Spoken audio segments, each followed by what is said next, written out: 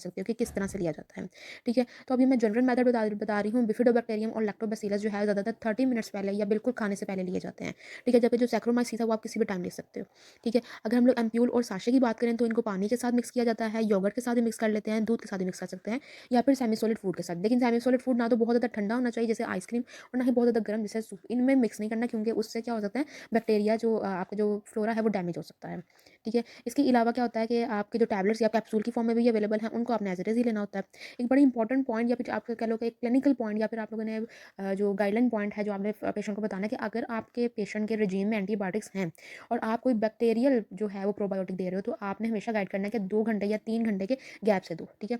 या तो 2 घंटे पहले जो है वो आप प्रोबायोटिक ले लो और फिर आप एंटीबैक्टीरियल लो या फिर पहले एंटीबैक्टीरियल ले लो और फिर 2 से 3 घंटे बाद जो है वो आप प्रोबायोटिक लो। ठीक है? और एक और रूल ये होता है कि आपने जब एंटीबायोटिक ट्रीटमेंट भी साथ चल रहा होता है तो एंटीबायोटिक का ट्रीटमेंट 5 टू 7 डेज़ या ज़्यादा से ज़्यादा 14 डेज़ का होता है।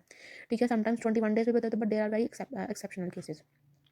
ठीक है? तो 3 टू 7 डेज़ तक अगर आपका एंटीबायोटिक का ट्रीटमेंट चल रहा है तो उसके बाद आपने 1 हफ्ता लेते रहना है प्रोबायोटिक। मतलब उन 7 डेज़ में भी लेना है और उस 7 डेज़ के बाद जब आपका एंटीबायोटिक्स का कोर्स खत्म हो जाए फिर आपने 1 हफ्ता फिर भी लेते रहना है। ठीक है? और अगर आप ट्रैवलर्स डायरिया की वजह से ले रहे हो कि आपको ट्रैवलिंग की वजह से अक्सर डायरिया हो जाता है तो आप लोगों ने क्या करना है कि 1 हफ्ता पहले ही शुरू कर देना है प्रोबायोटिक लेना और जब आपका ट्रैवलिंग हो जाए तो पोस्ट ट्रैवल भी 1 हफ्ता तक लेते रहना है। ठीक